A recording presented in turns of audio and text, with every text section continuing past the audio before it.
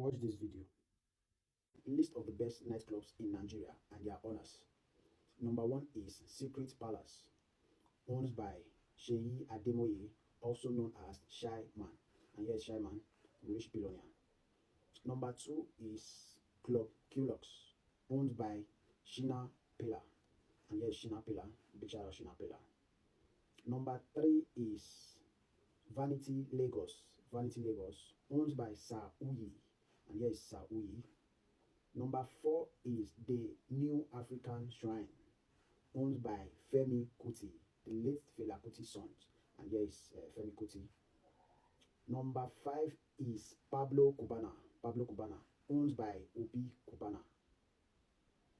Number 6 is Bay Rock, owned by Obafemi Martins, a Nigerian professional footballer. And yes, Obafemi Martins. Drop your own best club in Nigeria in the comment section. Let's go. Peace.